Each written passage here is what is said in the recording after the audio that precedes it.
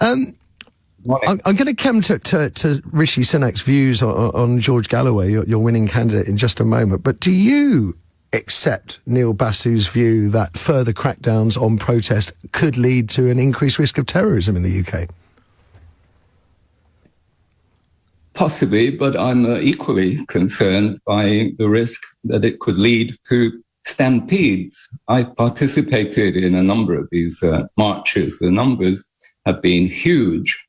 It would be only too easy to imagine a situation where heavy-handed policing could lead to a stampede. In that case, the scores of people could be killed and injured. I see this, in fact, as a greater risk than provoking terrorism. The level of alert in this country would be higher than it is if the security authorities really believed that there was an imminent risk of terrorism.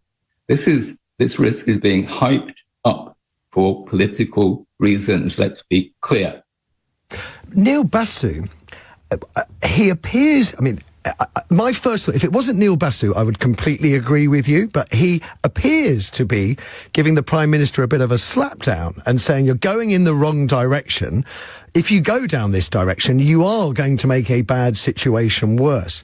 You've brought in the problems posed by overly aggressive policing. And I'm mindful that a legal observer, an elderly lady in her 70s, claims that she was knocked to the ground by 30 charging police officers back in January, and there are concerns that the policing is becoming more aggressive. Is that your view? Do you think the policing of the marches is becoming more aggressive? And then if you do, how should they respond to those who mar peaceful protest with anti-Semitic slogans and such like?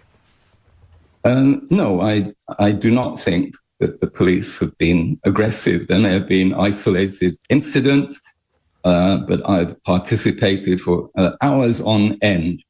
I haven't seen a single instance of over policing. On the contrary, I would compliment the police on doing their very difficult job in a very professional way. Good to hear. Now let's, if I may, time's running away with me, but what was your reaction to Rishi Sunak's speech on Friday, which I can only assume was prompted by your man George Galloway winning a free and fair election by some margin, criticised by an unelected Prime Minister? You couldn't make it up, really. Indeed, it was undignified. It was undignified for the Prime Minister to, for one thing, disrespect the votes that had been cast in Rochdale, and I participated in the campaign. I saw how peaceful a campaign it was.